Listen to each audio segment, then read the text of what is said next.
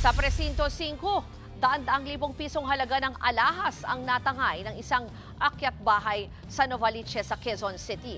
Ang suspect hindi nagpaawat kahit Biyernes Santo.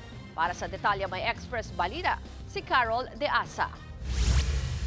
Sa cellphone video, makikitang pinasok ng kawatan ang ikalawang palapag ng bahay na yan sa barangay San Bartolome sa Novaliches, Quezon City.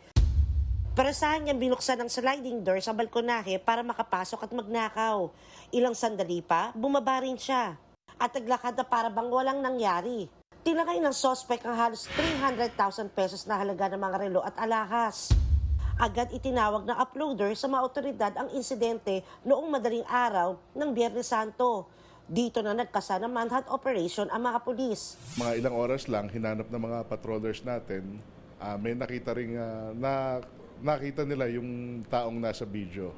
Nung nilapitan nila, sunubukan pa tumakas ng suspect pero inabutan naman ng mga pulis natin at agad na inaresto. Na-recover mula sa suspect ang ilang ninako na alahas na nagkakahalaga ng aabot sa 61,500 pesos. Higit 230,000 pesos na halaga ng mga ninakaw ang hindi pa naisasauli. Nga po, gawa nga po ng Holy Week, karamihan po ng tao nagbabakasyon. So, naiwan po yung bahay na wala pong tao. At yun nga po, sinamantala na po na itong mga akit-bahay na to. Wala po akong masasabi dyan. Ba't mo nagawa yun? Pangangailangan. Napag-alamang nasangkot na rin ang suspect sa kasong pagnanakaw noong 2006. Mahaharap siya sa panibagong kaso ng robbery.